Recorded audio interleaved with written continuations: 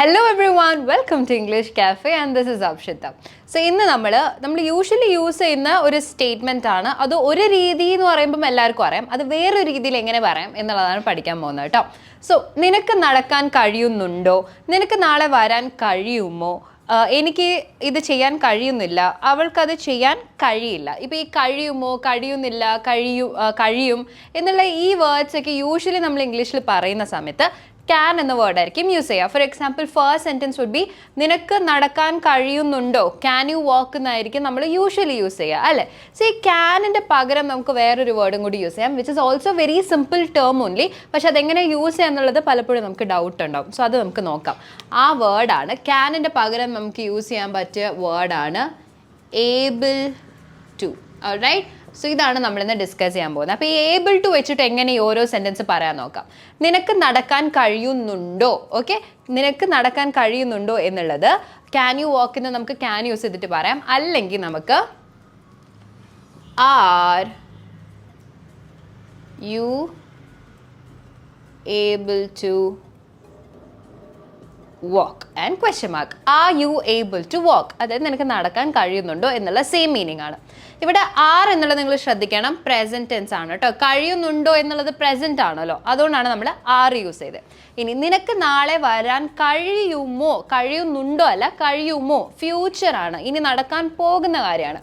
So R ആയിരിക്കല്ല നമ്മൾ use ചെയ്യുന്നത്. Are you able to come എന്നല്ല, are you able to come തന്നെ നിനക്ക് വരാൻ കഴിയുന്നുണ്ടോ എന്നുള്ള മീനിങ് ആണ്. കഴിയുമോ, നാളേക്കുള്ള കാര്യമാണ് പറയുന്നത്. നാളെ വരാൻ കഴിയുമോ എന്നുള്ളതിന് ആറിൻ്റെ പകരം നമ്മൾ അവിടെ യൂസ് ചെയ്യുന്ന വേർഡ് വില്ലായിരിക്കും. So will you be able to come tomorrow. പിന്നെ ഒരു കാര്യം നിങ്ങൾ ശ്രദ്ധിക്കേണ്ടത്, മലയാളത്തിൽ എഴുതുന്ന സമയം ഈ നാളെ എന്നുള്ളത് നടുക്കാ വന്നേ അല്ലേ. നിനക്ക് വരാൻ കഴിയുമോ നാളെ എന്നല്ലല്ലോ നമ്മൾ യൂഷ്വലി പറയാം, നിനക്ക് നാളെ വരാൻ കഴിയുമോ എന്നുള്ളതാണ്.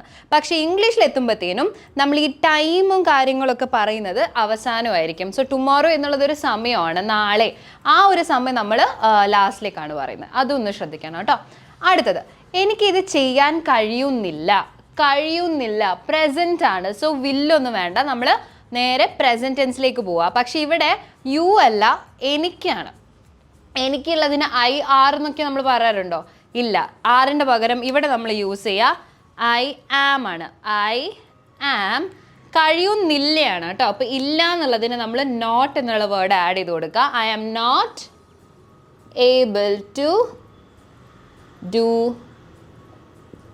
This. Got it? I am not able to do this. എനിക്കിത് ചെയ്യാൻ കഴിയുന്നില്ല എന്നുള്ള മീനിങ് ആണ്. സോ ലാസ്റ്റ് സെൻറ്റൻസ്, അവൾക്കത് ചെയ്യാൻ കഴിയില്ല. കഴിയില്ല എന്ന് പറയുന്നത് പ്രസന്റ് ആണോ? അല്ല, ഫ്യൂച്ചർ ആണ്. ഞാനൊരു ഹിൻറ്റ് തന്നിട്ടുണ്ട്. സോ ഈ ഒരു സെൻറ്റൻസിൻ്റെ ഇംഗ്ലീഷ് ട്രാൻസ്ലേഷൻ എന്തായിരിക്കും എന്നുള്ളത് കോമെൻറ്റ് ചെയ്യുക. Let's see if you can get it right. Alright. So നമുക്ക് എന്തായാലും ഇനി അടുത്ത വീഡിയോയിൽ കാണാം. Till then, take care everybody and bye bye.